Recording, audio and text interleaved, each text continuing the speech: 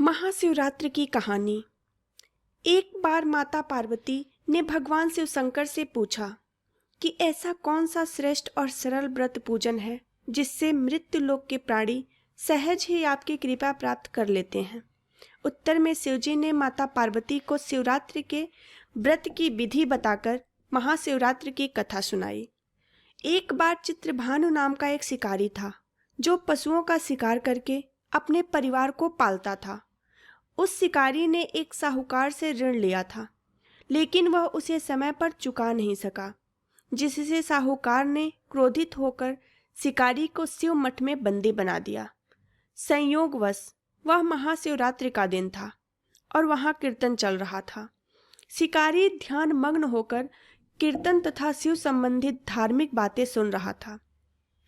चतुर्दशी को उसने महाशिवरात्रि व्रत कथा भी सुनी। शाम के समय साहूकार ने शिकारी से ऋण संबंधी बात की। तब शिकारी ने अगले दिन सारा ऋण चुकाने का वचन दिया और बंधन मुक्त होकर वहां से चला गया। चित्रभानु वहां से सीधा जंगल में शिकार खोजने गया। भटकते भटकते उसे रात हो गई, लेकिन शिकार नहीं मिला। वहां एक बेल का पेड़ था जिसके नीचे शिवलिंग था। रात को शिकार के लिए वह उसी बेल के पेड़ पर चढ़ गया और नींद न आ जाए इसलिए वह बेलपत्र को तोड़कर नीचे गिराने लगा।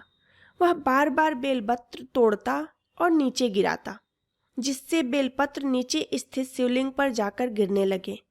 इस प्रकार दिन भर भूखे प्यासे रहने से शिकारी का व्रत भी पूर्ण हो गया और शिवलिंग पर बेलपत्र भी चढ़ गए। रात्रि का एक पहर बीत जाने के पश्चात वहां एक गर्भवती हिरनी आई।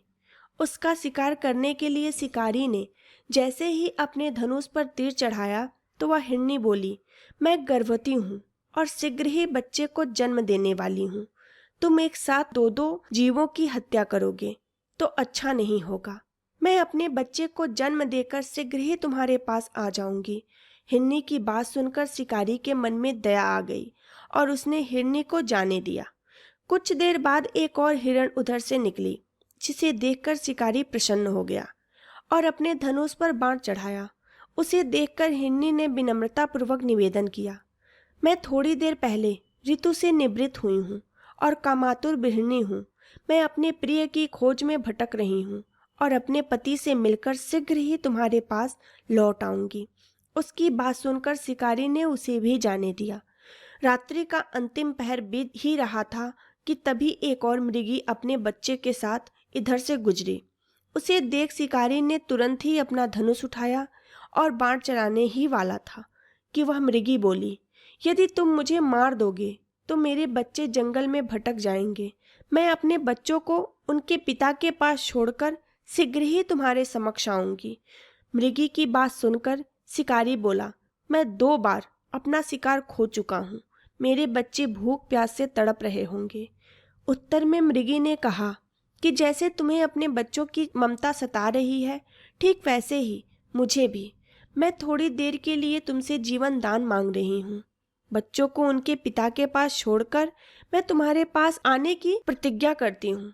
मृगी का दीन स्वर सुनकर शिकारी को दया आ गई और उसने उसे भी जाने दिया।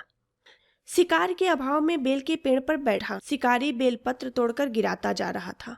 जब सुबह होने को आई तब एक हष्ट पुष्ट मृग उस तरफ आया। तब शिकारी ने सोचा कि इसका तो अवश्य शिकार कर लूंगा।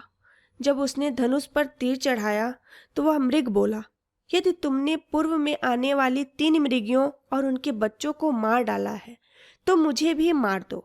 मैं उन तीनों का पति हूँ और यदि तुमने उनको छोड़ दिया है तो मुझे भी कुछ क्षणों का जीवन दान दो।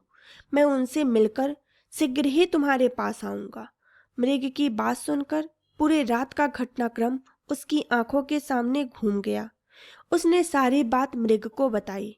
तब उसने कहा कि मेरी तीनों पत्नियां जिस प्रकार प्रतिज्ञाबद्ध होकर गई हैं, मेरी मृत्यु से उनकी प्रतिज्ञा टूट जाएगी और वह अपने धर्म का पालन नहीं कर सकेंगी। जिस प्रकार तुमने उन्हें विश्वास पात्र मानकर छोड़ा है, वैसे ही मुझे भी कुछ क्षणों का जीवन दान दो। मैं उन सबके साथ तुम्हारे समक्ष उपस्थित होऊंगा। उपवास, रात्रि जागरण और शिवलिंग पर बेलपत्र चढ़ाने से शिकारी का हिंसक हृदय निर्मल हो गया और उसमें भगवत शक्ति का वास हो गया। धनुष बाण उसके हाथ से सहज ही छूटकर गिर गए। भगवान शिव की कृपा से उसका हिंसक हृदय करुणामय भाव से भर गया। वह आज अपने अतीत के कर्मों को याद कर पश्चाताप की आग में जलने लगा। थोड़ी देर बाद वह मृग सपरिवार उस शिकारी के समक्ष उपस्थित हुआ, किंतु जंगली पशुओं की ऐसी सत्यता, सात्विकता और प्रेम भावना देखकर शिकारी को बड़ी ग्लानि हुई। उसकी आंखों से आंसू झरझर गिरने लगे। उस मृग परिवार को ना मारकर शिकारी ने अपने हृदय को कोमल और दयालु बना लिया। देवलोक से समस्त देवी देवता भी इस घटना को देख रहे थे। इस घटना की परिणति होते ही समस्त देवी देवताओं ने पुष्प वर्षा की।